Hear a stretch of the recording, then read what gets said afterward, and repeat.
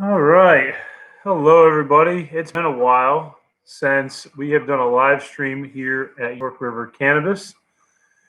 And I'm looking forward to talking to you guys about some hemp as we get really close. Sorry about the glare with that light.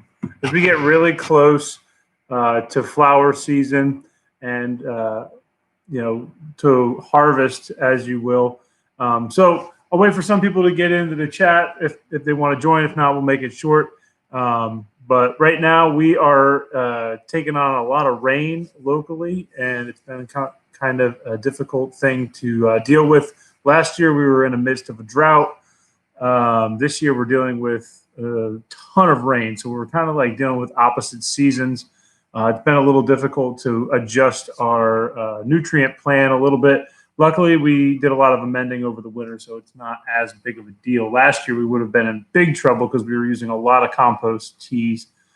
But yeah, our hemp season is going very well. We've managed to skirt the issues with the hurricane that came. I think it's now been almost 2 weeks. We've been able to bring the plants back to life, and we're entering pre-flower. If you guys didn't see the video today, our CBG plants are pretty much in full flower.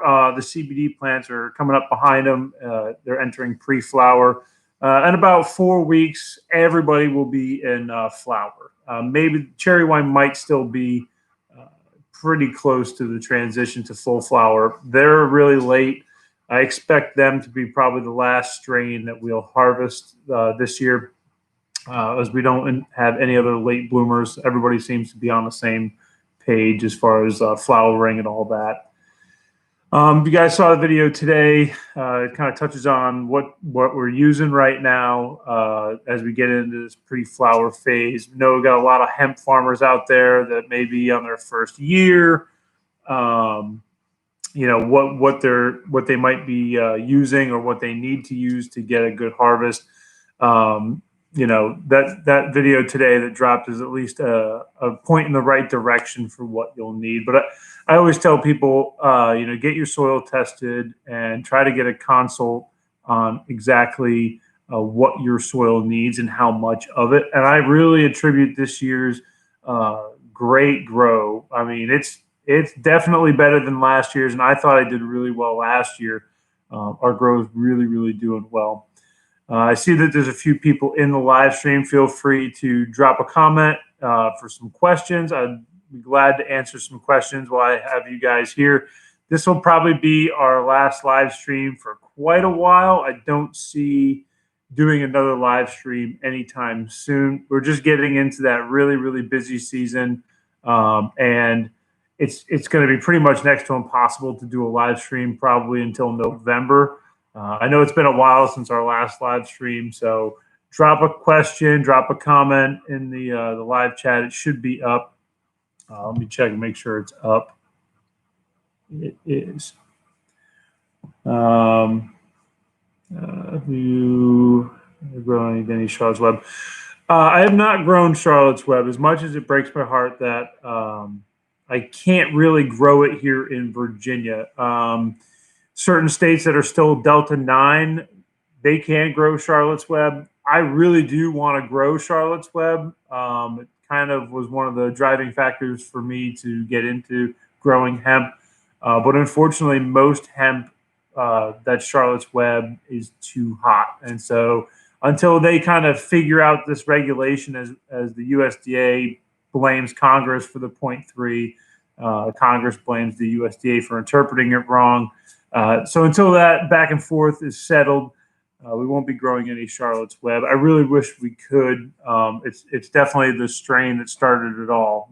Nobody should question that. I mean, it's definitely the strain that started everything. But good question. We get a lot of emails about Charlotte's Web, and it's unfortunate that we can't grow it because I really do want to grow it. But good strain. If you can grow it, definitely grow it. But thank you for the question, Joe. I see CJ's entered the chat. Welcome. I know it's been a while since we've done a live chat.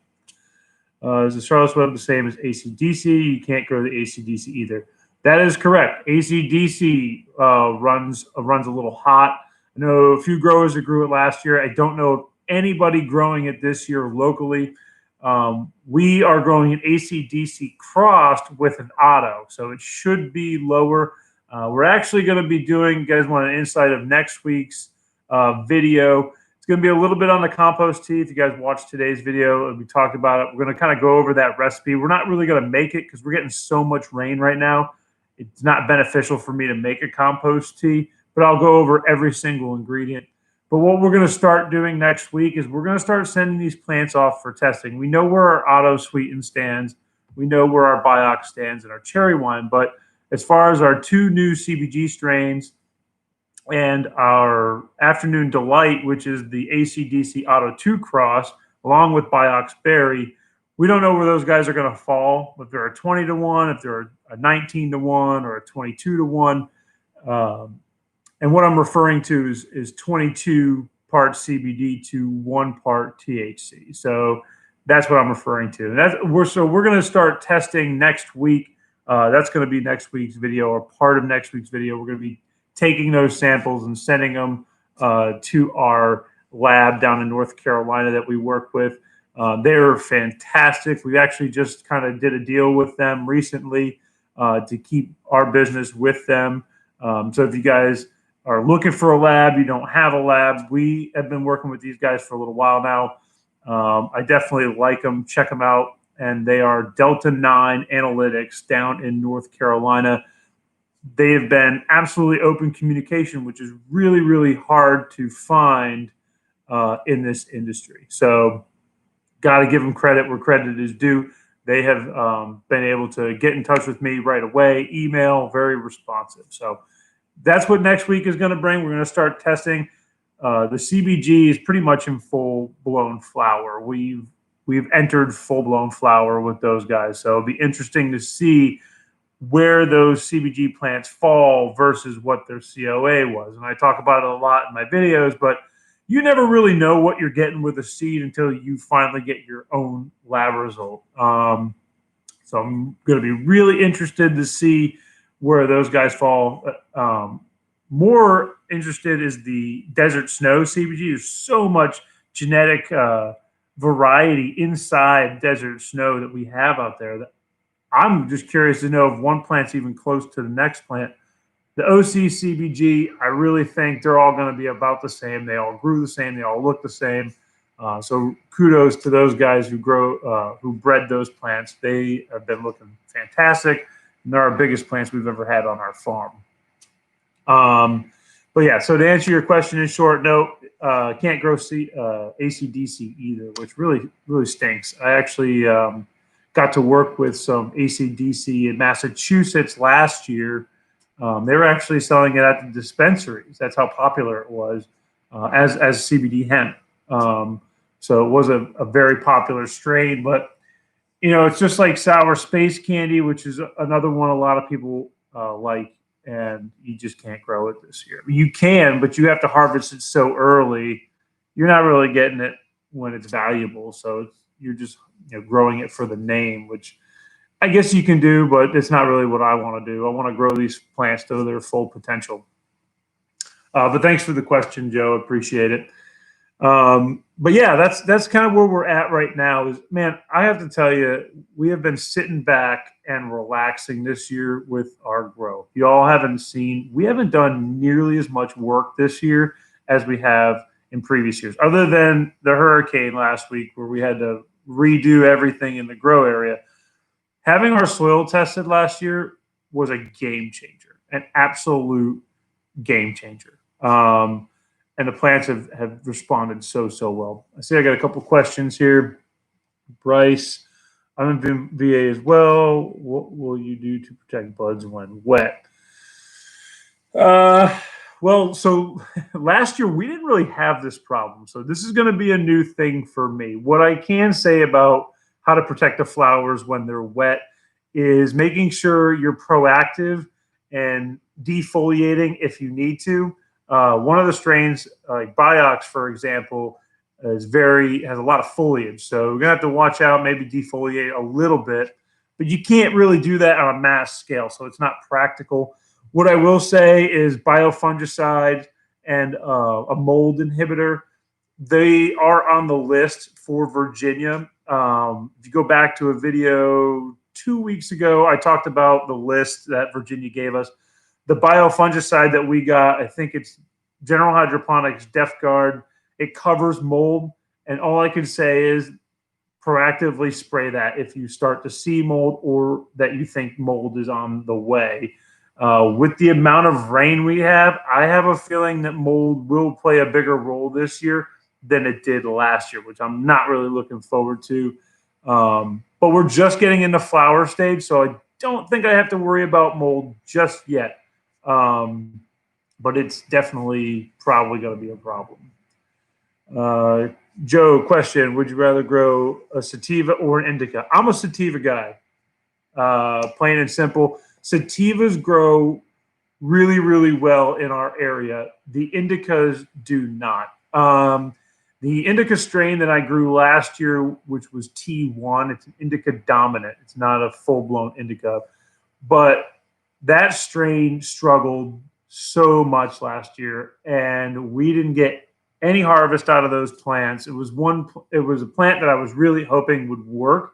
I'd heard a lot of good stuff about T1, but it just didn't do well in Virginia. That's not to say that it won't do well elsewhere. I think they do better in drier, less humid climates. An indica bud is a lot denser than a sativa. The foliage is denser, and it just didn't do well. It was full of mold last year, and we didn't get anything for rain compared to what this year is. So, yeah, no, I'm definitely a sativa guy through and through. All my strains are sativa outside. There's not one that's really indica dominant. I would say the Auto 2 ACDC cross is probably the closest thing to an indica dominant that we have. But even that, I think it's a sativa hybrid. I don't think it has enough indica in it. But it really depends on your area. Some people say that indicas grow better, and they like the effects of an indica CBD plant versus a sativa. So, we'll see. I may play with them on the indoor side of things. We got a kind of a thing going on where we're going to do an indoor grow this year. We've been working with a company called Mars Hydro. You might see a video drop on that in the next week or two, kind of explaining what we're going to be doing this winter / fall with grow tents and some indoor stuff. So that's on the way. So there's a lot of good things going on.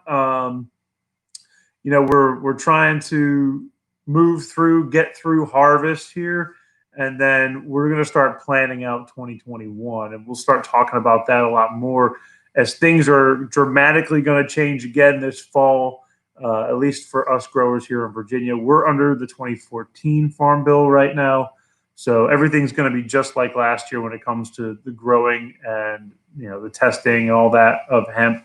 Whereas next year is going to be a completely different ball game. So we'll get into more of that kind of stuff going into the future. But the plants are doing so well right now.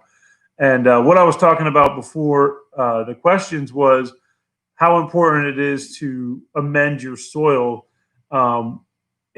It's literally changed my approach from last year to this year on the plants. I do have a full-time day job now. I no longer just do the plants. A couple months ago, I took a job.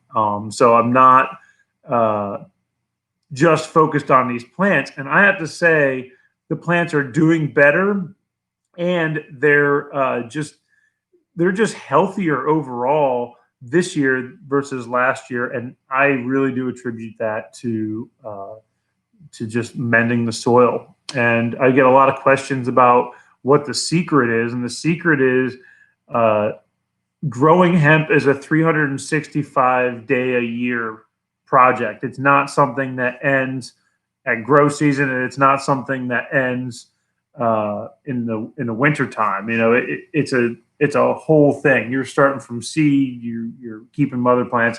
So that's what I tell people a lot is if you're not ready for a 365-day commitment, you may not want to consider hemp. There really is no downtime with hemp. But yeah, keep the questions coming, guys. If you want to ask questions, now is a great time. Not going to have a live stream again for many months. It's going to be in the winter before I have time to do a live stream. So if you guys have a question, please feel free to drop one in the chat, because I can't barely keep up with the emails as it is. I try to keep up with the comments on the videos, but we've been running around like crazy. I still have a couple emails I have to get to this evening.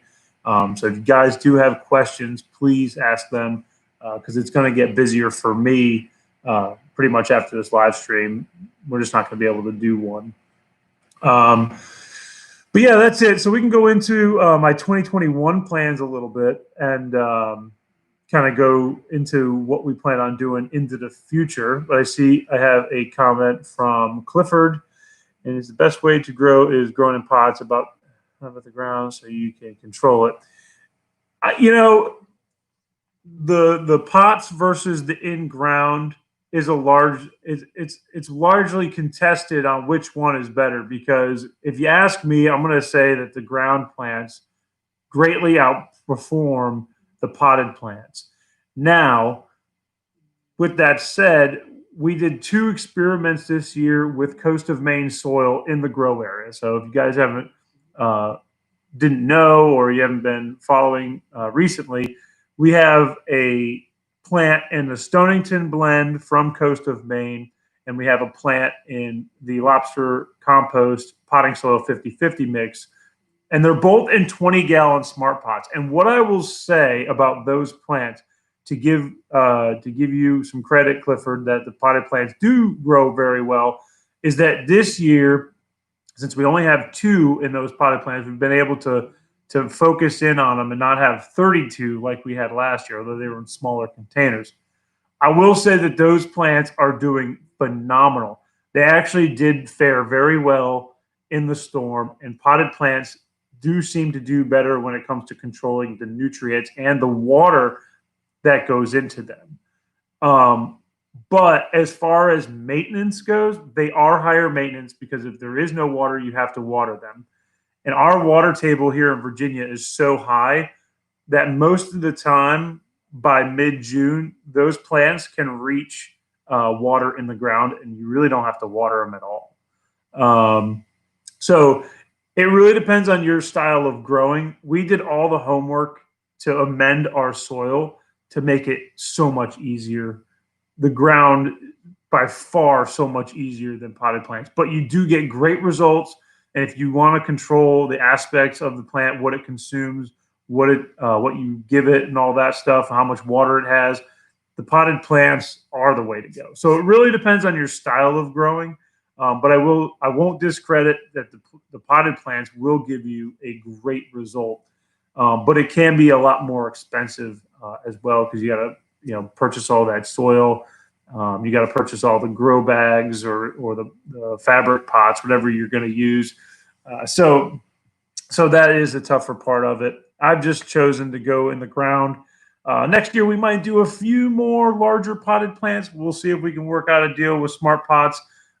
We know our friends at Coast of Maine are great, and I really do want to try some more Coast of Maine stuff next year. But we just ran out of time this year. We were just so busy that we weren't able to use all their stuff. Darth Sniper. I love the name, Darth Sniper. Big Star Wars fan. Here in Maine, my ground plants always grow better. I think it's because of the amount of maintenance the pots need, more human error opportunities. Yeah, and it is situational. I can see Clifford is saying he's in Hawaii. Well, Hawaii, you're on a lava rock, so you're definitely going to do better in potted plants. But Darth Sniper, I would fully agree. If you're on the East Coast and you're not growing in the ground, you're adding more work for yourself, and there is more opportunity for human error. Being in Hawaii, I could easily say that that's probably the best way to go, is in a potted plant situation, just because the soil lava rock. Probably I've never been to Hawaii, so I'm speaking out of what I know from textbooks, but I've been to Keys and the Key West, and it's nothing but lava rock. It's next to impossible to grow anything other than grass and coconut trees. So yeah, situationally also plays a big role. Your geographic location and your situation, whether you choose potted plants or in the ground. We went full on in the ground this year. There wasn't any question last year after we had done 32 potted plants of what we were going to do this year. We'll continue doing that, but the larger potted plants are a lot less maintenance than the smaller ones. So I'll give it that. And the results are great. And in fact, if you guys want to see next week, I can pull out the potted plants that are in the Stonington blend from Coast of Maine and the 50-50 mix. They're both doing phenomenal. In fact, they're both Biox plants. They're both clones, same mother plant. There's a slight variation in their grow, but they are doing really, really well. And the one in the Stonington blind is just amazing right now. It's huge. It is as big as some of the ground plants. So that's why I said my opinion slightly changed this year on potted plants. But, you know, it goes back to the amount of space you have, your location and all that. But good question. It definitely sparks discussion. There's a lot of growers that don't want to grow in the ground because of heavy metals or maybe of other things that have been sprayed on the ground like Roundup. So there's a lot of situational differences between the two of them. But that is a great question. My only problem is now is the aphids. Well, you can solve that. Aphids are pretty easy to get rid of. Neem oil, Dr. Zymes, which is what I used prior to Virginia enforcing all their regulations on what you can spray on your hemp. Let's see, the only problem is aphids. How did you get started in growing hemp? Francis, great question. It was kind of destiny, and I hate to say it like that, like in a cheesy way. But I got into hemp just to grow it, and that's why we started so small. I had no idea what I was walking into, what experience this was going to bring me, or how everything was going to come together. It just kind of happened, and we kind of got better with it. And as our failures came, we learned. There was so many times where you could have just dropped everything and walked away. You get frustrated. You lose 80% of your crop. The bugs show up. They're eating everything. You don't know what's going on with a plant if it catches the disease. Plants just die. They catch southern blight or botrytis. There's a lot of ways you could walk away from hemp. So one of the things when you say getting into hemp, it's a struggle, but it's also a lot of fun. You really have to enjoy growing the plant. Just like a lot of gardeners enjoy growing tomatoes, you really have to enjoy growing this plant. At the scale that we are, it's easy to walk away. This isn't a large-scale biomass farm. This isn't something that people, just grow. Like if you're in Virginia, you say, there's tons of soybean fields, tons of corn fields. There's no real passion with that. You just throw it out there, you grow it, you harvest it, and that's what you get.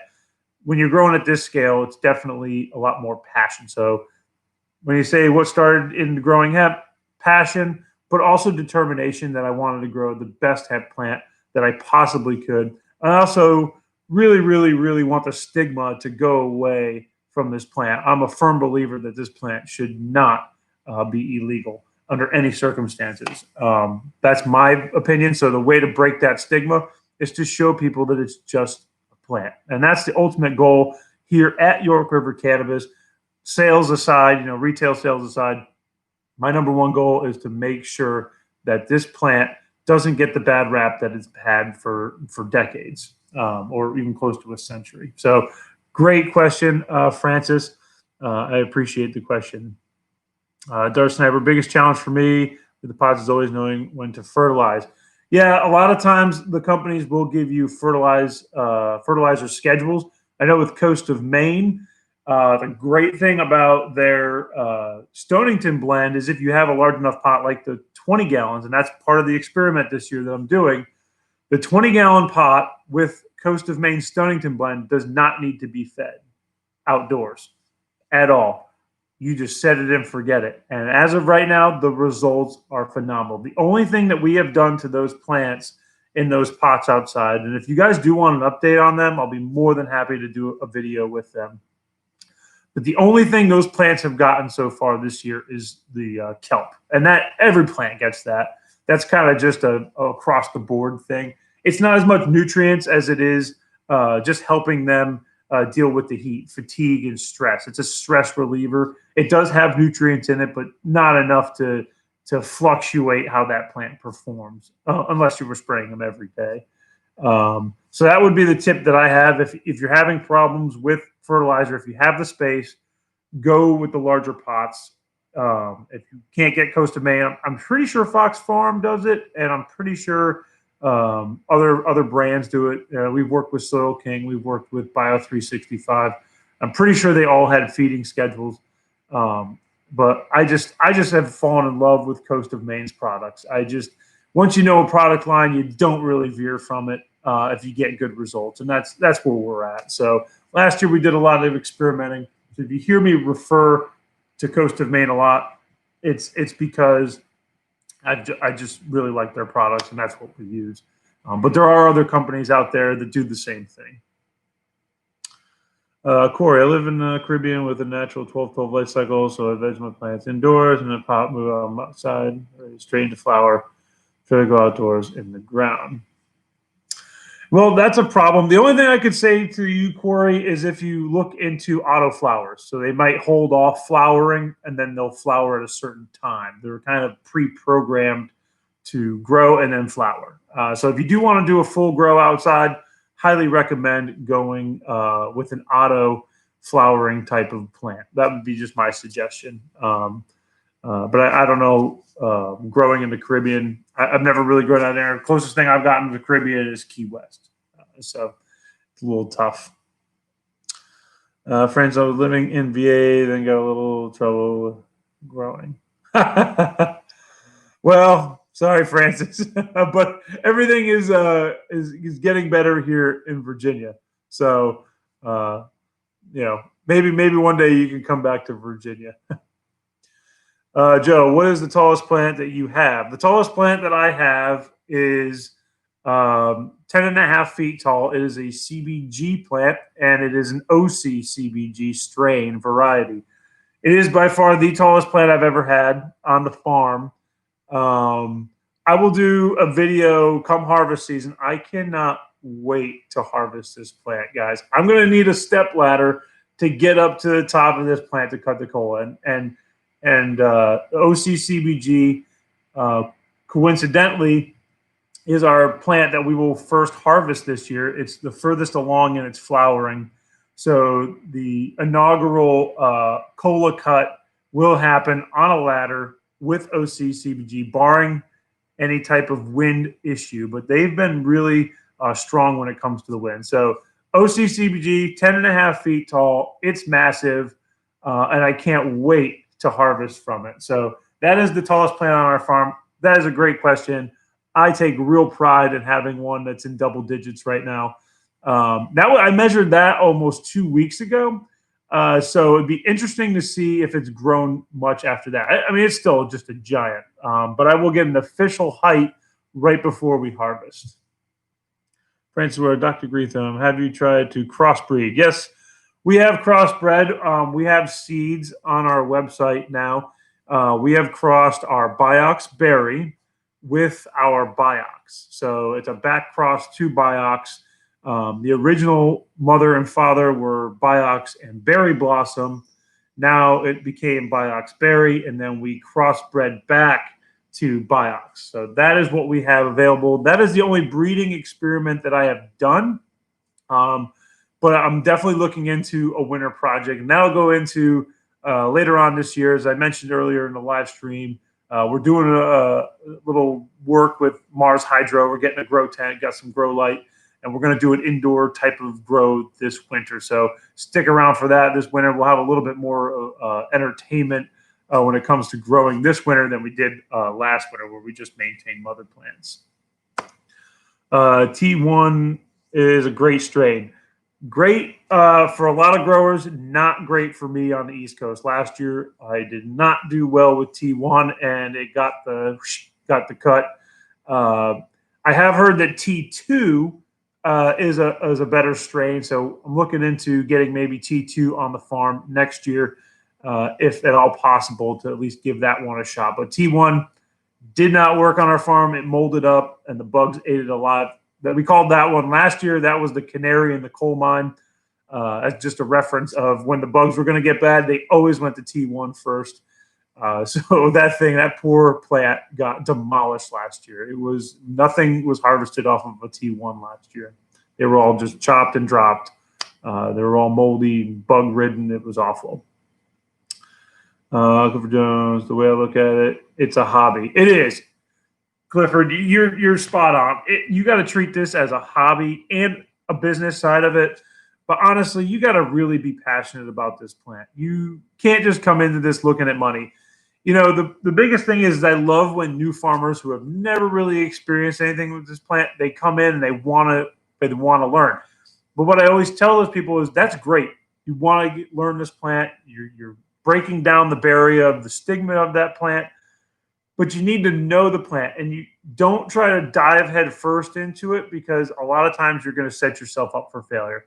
If you've never gardened in your life and all of a sudden you had a huge garden, chances are it's not going to work out too well. So I always say start small, work your way up, but it definitely needs to be a hobby. Francis, do you need a license to grow hemp? Yes, we are fully licensed with the Department of Agriculture, and we have to submit propagation reports. We have to submit testing. Well, this year we don't have to submit for testing. We're subjected to random testing by the state. But next year we will be subject to mandatory testing. So that's where I got mixed up on that. That was supposed to happen this year, and then they pushed it back. But yeah, we have to have a license, propagation reports, GPS located fields, you name it. They know everything about what we're doing. It's on file with the state police, and it's on file with our local county police. So if there's somebody in law enforcement that doesn't know we're growing hemp, they're not paying attention.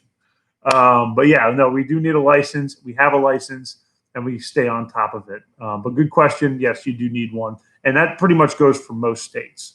You do need a license to grow hemp. If you're in a legal state, you may not, but you're at a plant limit usually. In Hawaii, you have a medical card. Well, Virginia just started their medical card. So that's really neat. That's awesome to see. Virginia is definitely progressing in the right direction. But if you need a medical card in Hawaii to either grow or to use, just get it. You know, it's usually pretty easy. Yeah, they're very tall from what you showed. Yeah, so the average height tonight, I take a tape measure and I kind of go around roughly. The average height right now is just under 6 feet. They're just under 6 feet tall. The average height right now is about 5'10". I expect that the cherry wines, when you're talking heights of the plant, I expect the cherry wines to probably be right around 8.5 feet. That's what the mother did last year, and I really expect them to do that. They're kicking it in a high gear. I remember if you guys watched the video already today that dropped this morning. I talk about how they kind of really explode these last couple weeks. I mean, just when I filmed the video, I think I filmed that Tuesday or Wednesday, the plants have already grown another 6 inches. So they're doing exactly what they did last year, which is awesome. And getting to know these strains from last year to this year has been awesome. It's really been a hands-off experience this year, whereas last year I felt like I was on top of the plants every day. But yeah, average height, 5'10". I would expect our average height will probably come in right around 6.5 feet this year, which is awesome. They're saying Maine, my tallest music plant, 7.5. Hey, 7.5 is great.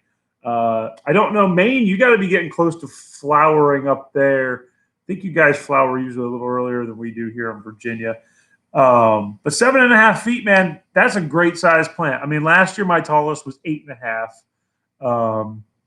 So, and that was a cherry wine. So this year, to have a 10.5 footer, I mean, it's awesome. And I'm really planning on doing a lot more with that OC CBG next year. This year was a strict experiment um, with CBG in general, but with the varieties of CBG, you're definitely going to see OC CBG next year. I absolutely love growing that plant. I love how tall they get. And they're just massive. So I'm excited to grow them again next year. Joe, Indiana, last year we used ladybugs if you kill the pet garden. Yeah. So the ladybugs, and this is another contested thing. The ladybugs, praying mantis, the predatory bugs that eat, the caterpillars and stuff like that. That's great for a greenhouse. It's not practical in our grow. I can't afford to buy 10,000 bugs to release into the wild. They may stick around, but that's where my hands are kind of tied to the business side of things versus how I feel side of things. Would I love to use bugs and never touch a pesticide? Yes. Is it feasible from a business standpoint? No. It's more feasible to use Azamax and what the state allows us to use. Would I rather use something other than Azamax? Yes, but that's not up to me. That's up to the state. That's what our hands are tied. So business-wise, you got to use pesticides. Personal wise, I would love to use bugs. I would much rather have ladybugs. They are just way better. Let's see. So we're watching and waiting. Well, I appreciate it, Francis. And things are going to start getting really interesting as we get close to harvest. That's where our channel kind of blossomed last year. A lot of people started tuning in last year when we got to harvest. And I hope that that's the case this year. It's a really fun experience from start to finish. It's a lot of work. I may complain just a little bit, especially if it's as hot as it was last year. We were harvesting, it was close to 100 degrees for like a week and a half straight. It was awful. It's fun, but I get tired of that heat after day in and day out of harvesting. But we're going to change some stuff this year for harvest. We've gotten a lot more tools and a lot more stuff available to us this year to use. So I'm really excited to get into harvest this year. I think it's going to be a lot quicker. I think it's going to be a lot smoother. Last year, again, first year, we were just fumbling and bumbling and trying to figure out everything on the fly. So this year, very calculated. We'll probably mess up something, but we're more calculated this year than we were last year. So I appreciate you'll be watching. I received my T1 from West Virginia. How many are allowed to grow? All right, so T1 from West Virginia. I'd be interested to see how well it grows. West Virginia's climate is a lot different than Eastern Virginia. So we're right near the Chesapeake Bay. We're called York River cannabis. We're right near the York River. We have a ton of humidity. I'm not sure what the humidity is out in the mountains. It could be less than what we have, probably is, considering we're right next to the bay. I just feel like T1 just struggled last year. I may give it another shot, but I really think I'm going to try to find T2.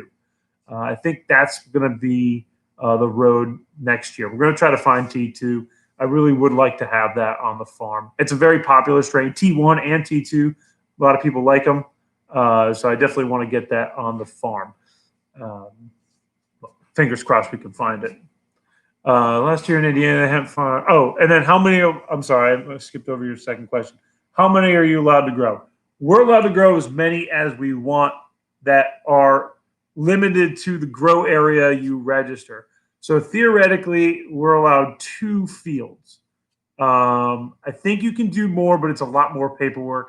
So there is no limit to the amount of plants we can grow. There's only a limit to the space you can grow them. If your field, your plot is your plot, and you're allowed 2 of them. Again, I think you can do more, but it's more paperwork. So we only have the 1. Next year we might do 2. It's really going to depend, but there is no plant limit in Virginia. So that is good. It's pretty much unlimited, whatever you're willing to work for. Let's see what Joe says. Last year in Indiana, the hemp farm that I worked, we grew Silver Haze, and it says around 18 CBD. Silver Haze, great strain. A lot of people see it as one of the top 10 for CBD. The problem is the 18% CBD is great. I mean, that's right up there with our cherry one and our Biox. Our Biox got 20%. Cherry one got 17. That's a great for 10,000 pounds. I mean, that's biomass hemp at its finest. The problem being is last year was a Delta 9. Well, they say it wasn't, but it was a Delta 9 year. This year we're in the total THC, the 0.3. So it's a lot different ball game. You're going to see lower CBD numbers this year. As long as they're compliant, you're going to see lower CBD numbers this year. But we'll see how everything plays out. It could change overnight. But that is great. 10,000 pounds at 18%. That's good stuff. Are you able to make oils or wax or the regulations you have to follow? So for personal consumption, I can make whatever I want. To answer your question, Francis, we can, here on the farm, I can make oil, I can make rosin, I can make wax, I can make whatever I want. I just can't sell it. So if you get a permit and you want to do a personal grow, you can do whatever you really want. If you want to process it, that's a separate permit. You can still get it. It's about $200 something, I think, in the state of Virginia. But our grower's permit does not prohibit us from making rosins, waxes, and oils or anything like that. We just really don't sell that stuff. We don't process. So to answer your question, yes, we can make it. There is no regulation on it. And if you legally purchase CBD flower in the state of Virginia, you can make it at home as well. So that's something that Virginia's kind of opened up to. So you can do whatever you want homemade. You just can't sell it. That's kind of the rule of the grower permit. The grower permit only allows us to sell the flower and seeds, kind of. The seeds are a gray area because you can sell it if you're growing for seeds and food. So I say yeah, seeds and flower. That's pretty much all we can sell. Let's see. Are all of your plants flowering? Mine still haven't, Bryce. Bryce, not all of my plants are flowering.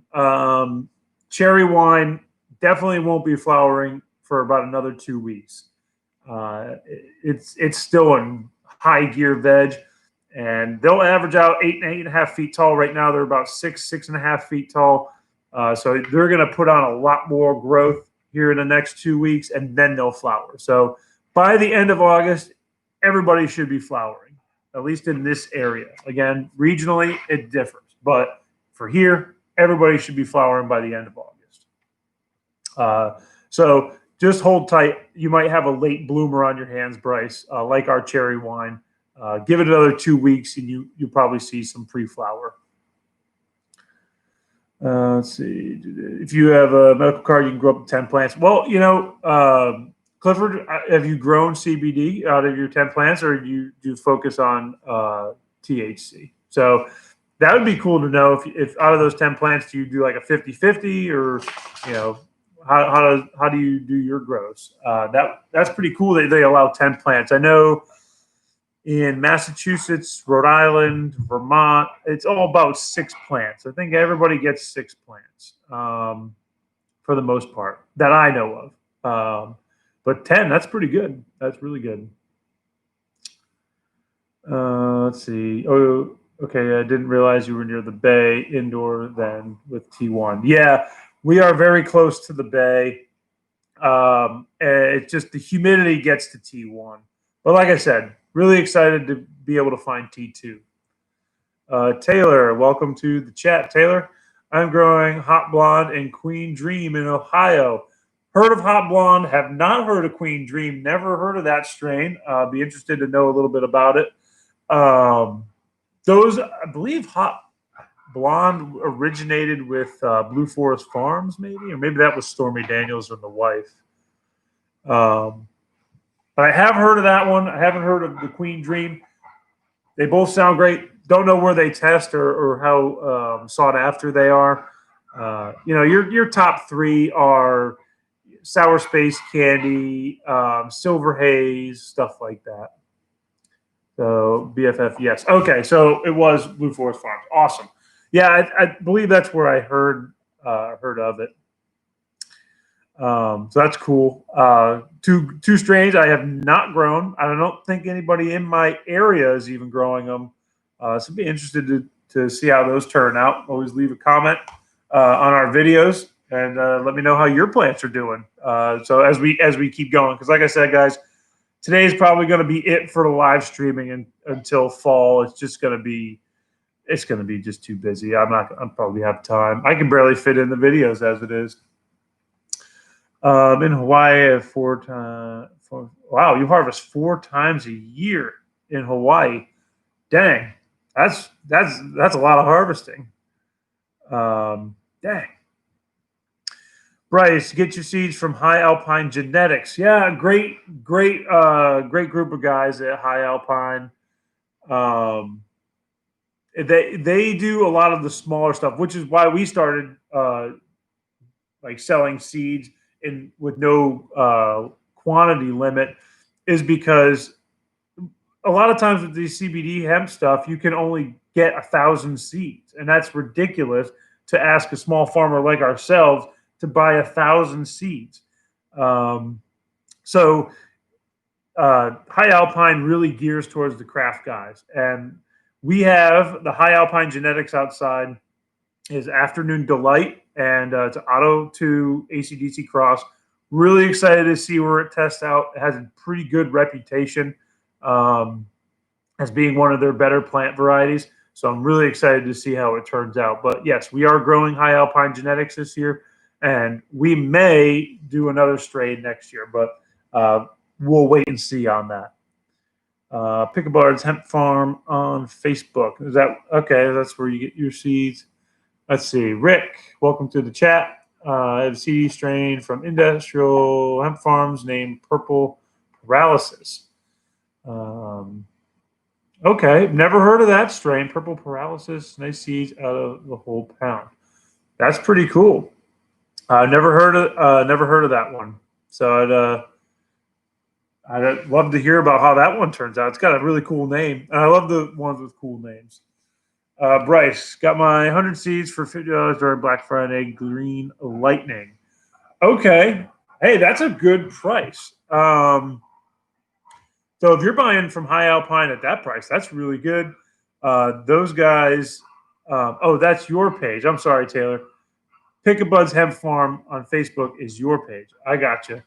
Not where you got your seeds. You got your seeds from Blue Forest Farm.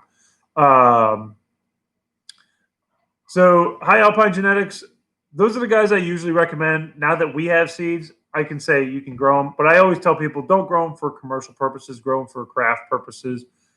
Just because I'm not a breeder. So, I have no idea what your results are going to be. I would assume they're going to be close to Biox and Biox Berry, but we will see. Let's see. So you can check out. Yeah, well, I'll head over to your page and check it out. I'm really interested to see, Tyler, how your plants look, and I do want to see, what was that, Queen Dream? I want to see how that one. I believe I've seen pictures of Hot Blonde, but I have not seen Queen Dream. So I'd love to check them out. And we do have a Facebook page, so I'll jump on there and try to go find you and like your page. But yeah, that is really cool. And I love seeing all the different strains that everybody grows. It's so crazy that there's so many different strains, and they all grow really well in different areas. There was a live stream way back in the winter, and there was a farmer from Wisconsin. I believe his name was John, and he was telling me how well T2 and T1 grew up in Wisconsin. And I was telling him how T1 did not do really well here in Virginia. So what I tell a lot of people is diversify your strains. Make sure that you try to get as many strains as you can for the area that you're growing. Don't overdo it. Don't do 12 different strains, but do 4, 5, 6 different strains. I think this year we have 6 different strains out there, maybe 7. Yeah, it's 6 strains, but always diversify because you never know which one will flourish, and you never know which one is not going to do well. But that's awesome to see all you guys growing and to hear your stories too, and where you guys get your seeds. Blue Forest Farms, we had their cherry blossom last year. Didn't make the cut for this year. Just wasn't too impressed by it. But Blue Forest Farms is a great place to get seeds. I've never really had any major issues with them. Same thing with High Alpine Genetics. As the getting ready for next grow season comes around, you'll start looking into more seeds, and hopefully we'll be looking for some new genetics next year. I always like to play around with some genetics, but let's see, folks. That's it for the questions for right now. But yeah, that's pretty much all I got, guys. I appreciate y'all jumping in and checking out the chat and joining me. It was a lot of fun, and you guys know where to find me. York River Cannabis on Facebook and Instagram. You can always email me, guys. But it's getting kind of late. I'm an old man, I guess now. But I guess unless you guys have any other questions, I will probably jump out of the live stream. I want to thank everybody who came to the live stream today. On your way out, don't forget to hit the like button. Appreciate all the support you guys have given us over the time here on YouTube. The channel's doing great. I thank you guys so much for being there and supporting our channel, jumping on the live streams, asking questions. If you guys didn't think of a question today, you want to ask it later, feel free to always leave them in the comments section on the videos. And, just support our channel. Hit the thumbs up button. Always comment if you guys have questions. I love the support. I just love hearing from you guys. Always feel free to tell me about how your grow is doing. I'm always interested to see how everybody else is doing too. So with that said, guys, I hope you all have a great evening. I really appreciate all the questions you guys have asked. New channel and like it a lot. Thanks. Well, thank you for coming on to the channel, Darth Sniper. I appreciate all the support. We're getting new subscribers every day. Like I said, the channel's doing so well. For those of you that have been here since the beginning, thank you. And for all the new folks coming into the channel, I do appreciate all the support. So with that said, guys, I hope you all have a great evening, a great weekend. Stay dry if you're on the East Coast. I feel like it's raining everywhere over here. But you have a great evening, and I will see you in another video next week.